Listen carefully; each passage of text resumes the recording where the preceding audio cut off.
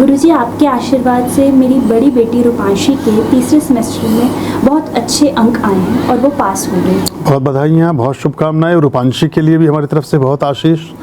और जब आप अच्छे पथ को चुनेंगे और अच्छी ऊर्जाओं को अपने जीवन का एक अंग बनाएंगे तो ये सब चीज़ें बहुत कॉमन हो जाएंगी, बहुत आसान और साधारण हो जाएंगी आपके जीवन में घटित होने के लिए।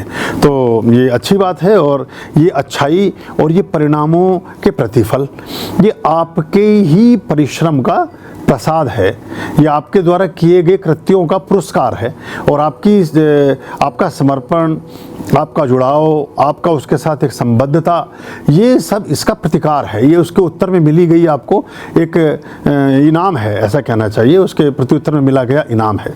तो उसको आप एंजॉय करो और आगे के लिए ध्यान रखें और आगे और बढ़ने की तरफ भी ध्यान रखें कि बच्चे किसी भी चीज़ में, एक बड़ी पुरानी कहावत थी जिसे अटल बिहारी वाजपेयी बहुत इस्तेमाल करते थे, उन्होंने पोएट्री में भी किया है उसको।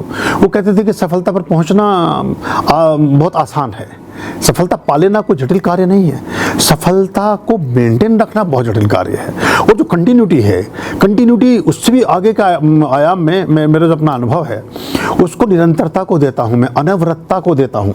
मतलब हम बहुत सारे काम करते हैं, बहुत तरह की चीज़ों में संलिप्त और संलग्न होते हैं, बहुत तरह के प्रकल्पों, विचारों, संकल्पों, सुझावों, कार्यों, योजनाओं, अपनी अभीप्साओं, अपनी इच्छाओं, अपनी मनोकामनाओं के साथ हम आरूढ़ होते हैं, आगे की तरफ बढ़ते हैं।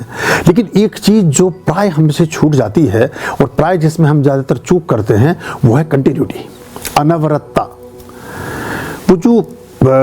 वो कहते हैं ना कि करत करत अभ्यास के जड़मति होत सुजान, और रस्सी के आने जाने से पत्थर पर पड़त निशान। मतलब ये भाव है उसका।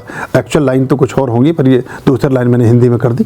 तो ये इसका बड़ा ध्यान रखना पड़ता है। यानी पत्थर पर अगर पानी की बूंद भी गिरती हो, अगर कपास की, सूत की, जूट की रस्सी भी उस पर चल रही है तो वो निशान बना देती है। तो जो अनवरतता है इससे प्राय हम पृथक हो जाते हैं। हम एक मनोयोग से, एक मनोभाव से, एक किसी संवेग में, किसी पर्टिकुलर एक ऊर्जा को दिमाग में रख करके तो दौड़ते हैं खूब और उस पर परिश्रम करते रहते हैं। फिर बहुत जल्दी उससे हमारा मोह भंग हो जाता है। जब आपका जैसे ही हम समुद्र में गहरा गोता लगाते हैं और हमारा हाथ हीरे मोती को पकड़ने के लिए, उसे उठाने के लिए नीचे झुक ही रहा होता है, तब तक हमारा मोह भंग हो चुका होता है उससे। हम फिर वापस लौट चलते हैं। जबकि एक डुबकी और आगे करनी थी, बस थोड़ा सा और डूबना था नीचे और वो हीरे मोती आपके हाथ में होते। लेकिन ऐसा, ये बस एक बात है, अगर ये हम कर ले जाएं और इसको हम अपने ध्यान में ले लें तो बहुत सारी सफलताएं इससे प्राप्त होती हैं। तो ये बच्चे, जिन बच्चों के बहुत अच्छे अंक अलग अलग अवसरों पर अलग अलग कक्षाओं में आते हैं, उनमें बच्चों में हवा नहीं भरनी है आपने, उनकी अहंकार मान्यता को आपने वो नहीं देना है विश्राम। के.एल. सहगल गुरु थे मोहम्मद रफ़ी के, और मोहम्मद रफ़ी फिल्मों में गाने लगे थे, बहुत सी जगह काम करने लगे थे। वो जब भी जाएं पंजाब वापस लौटें और बात करें, सहगल के सामने कुछ गाना सुने, बोले अभी मज़ा नहीं आया, अभी वो बात नहीं। उसने कहा जी मैंने 100 गाने गा लिए जिनमें से इतनी फिल्में हिट हो गई, मुझे राष्ट्रीय गायक का पुरस्कार भी मिल गया, सब हो गया। आप जब भी मैं आता हूँ तब कहते हो नहीं अभी कुछ नहीं, रफ़ी तुझे कुछ नहीं आता, रफ़ी तुझे कुछ नहीं आता। तो बोले कि मैं अगर तुझे बहुत ज़्यादा तेरी तारीफ़ें करना शुरू कर दूंगा तो तेरी प्रगति थम जाएगी। इसमें बड़ी सूक्ष्म विधियां हैं।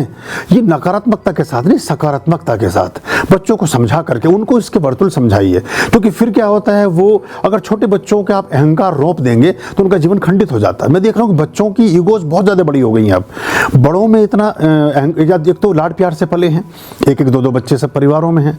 अब एक एक दो दो बच्चे हैं तो वो पूरा उनके अपनी दुनिया बन जाती है जब परवरिश पाते पाते। पहले तो 5-7-10 बच्चों से पहले कोई कहीं होता ही नहीं था, और उन 5-7-10 बच्चों में फिर वो सबके एक दूसरे के साथ बैलेंस बन जाते थे।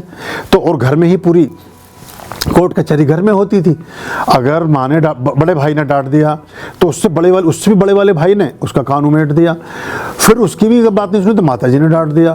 फिर माताजी की भी अगर के डांट पड़नी थी तो पिताजी ने डांट दिया। फिर पिताजी के भी अगर के क्लास लिखनी थी तो ताऊ जी ने कर दिया। फिर ताऊ जी के ऊपर दादाजी भी बैठे हुए थे, कभी कभी पड़दादा भी बैठे रहते थे। यानी घर में ही आपकी म्यूनसिपलिटी, नगर निगम से लेकर के और सुप्रीम कोर्ट तक पूरा घर में विद्यमान था। बच्चा जब जहाँ जाके शिकायत करता था उसको लगता था कि मेरे साथ अन्याय हो रहा है। अब ये है नहीं, माँ ने भी थपक दिया, बाप ने भी थपक दिया, बच्चा डिप्रेशन में चला गया, उसे समझ ही नहीं आता कि अब क्या हुआ मेरे साथ। तो इनको जो वो कहावत है ना कबीर की कि अंदर से सहारा देना और ऊपर से थपकी देनी है। जो काम कुम्हार करता है ना घड़ा बनाते समय, कि अंदर से उसको सहारता है और ऊपर से उसको ठोकता है। तो इन बच्चों को बड़े संभाल करके चलाने की ज़रूरत है, क्योंकि इनके पास सूचनाओं का इतना प्रकोप है, इनके ऊपर सूचनाओं के इतने प्रेशर हैं, और ये बहुत अलग एक दुनिया में इस समय परवरिश पा रहे हैं। अगर इनको ठीक से संभाल करके आपने नर्चर नहीं किया तो बड़ी दिक्कतें आने वाले समय में फिर बच्चों में होंगी। तो जो बच्चे विद्या का एक माइनस पॉइंट क्या है, मैंने यूनिवर्सिटी में पढ़ाया है 20 साल, इसलिए मैंने बड़े नज़दीक से विद्यार्थियों को देखा है, और विद्यार्थियों को देखा, प्रोफेसर्स को देखा है, छोटे बच्चों की कक्षाओं से लेकर के, हालांकि मुझे बड़ी कक्षाओं को ही पढ़ाने का अवसर मिला, मैं ग्रेजुएशन के बाद ही विद्यार्थियों को मैंने पढ़ाया, छोटे बच्चों को कोई मौका नहीं मुझे मिला। लेकिन मैंने देखा है कि छोटे छोटे बच्चों में भी बहुत हम ईगो को रौंप देते हैं और ऐसा करके उनको बना देते हैं कि वो फिर उनकी भी बच्चा भी तनाव में है, वो कह रहा मैं स्ट्रेस में हूँ। भैया तेरा क्या स्ट्रेस है?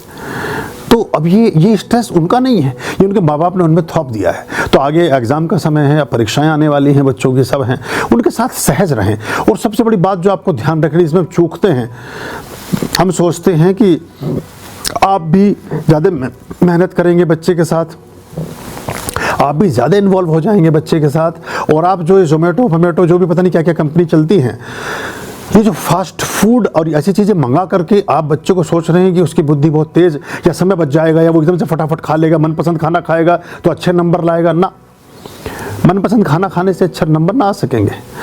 जो आपकी ऊर्जा को पसंद होगा भोजन, उससे अच्छे नंबर आएंगे, क्योंकि ऊर्जा से आपका मस्तिष्क संचालित होगा, वो आपके मन से संचालित नहीं होगा, आपकी ऊर्जा से संचालित होगा, और ऊर्जा संचालित होगी आपके अच्छे और अभिष्ट पदार्थों से, शुद्ध और सात्विक भोजन से। और निरंतर, अभी एक चीज़ मैं देख रहा हूँ कि कट लग रहा है बहुत ज़बरदस्त। पहले एक नाश्ते का प्रोविज़न हमारे यहाँ था, लंच का प्रोविज़न था, फिर तीसरे प्रहर भी कुछ छोटा मोटा कुछ ना कुछ आहार, बच्चा मतलब 4-5 घंटे बाद थोड़ा बहुत कुछ बच्चे खा लिया करते थे, थोड़ा थोड़ा, और फिर शाम को पूरा सम्यक आहार था, और रात में दूध पी करके उस तरह का पूरा एक विधान था, बड़ा अच्छा था। वो धीरे धीरे कट हो गया है। ये डिसएफिशिएंसी, ये जो हमारे शरीर में कमियां रह जाती हैं, ये फिर हमारे मनोवृत्तियों के रूप में प्रकट होती हैं। रहेंगे सब जिंदा, दिखेंगे सब मनुष्य जैसे ही, लेकिन उनके चित्त में, उनके मनोवृत्तियों में, उनकी आदतों में, उनकी प्रवृत्तियों में, उनके दिनचर्या में बड़े ज़मीन आसमान के फ़र्क आएंगे। तो संतुलित भोजन दें, सभी समय का भोजन रखें, ठीक से खाना खिलाएं, हरी सब्जियों का सेवन अधिक करें, शुद्ध सात्विक रखें, दूध को ज़रूर अपने सेवन का, अपने जीवन के उसका हिस्सा बनाएं। और इसमें इस चक्कर में मत पड़िए कि अमूल का है, पैकेट में आता है फलाना, वो फिर भी पास्चराइज्ड है, उस पर गवर्नमेंट का एक चेक है। ये जो गलियों में बेचते फिर रहे हैं, इसका कुछ पता नहीं वो किस चीज़ का है, कहाँ का है, क्या मिलावट है। लेकिन हालांकि मैं कोई प्रचारक नहीं, ऊपर में एक वैसे आपको बात बताता हूँ कि वहाँ थोड़ा सा चेक है फिर भी, कि थैली में दूध आ रहा है पर वो दूध ही है, और जो घर पे देके जा रहा है ये पता नहीं वो दूध है भी कि नहीं। ये एक सबसे बड़ी मुश्किल है उसमें। ऐसे पनीर, ये खुली चीज़ें भी ना लें, कई बार हम गलत चीज़ इस्तेमाल करने से भी हमें फल प्राप्त नहीं होते। चने सबसे अच्छी चीज़ है, खाए चना रहे बना। एक तो शुगर नहीं होगा कभी।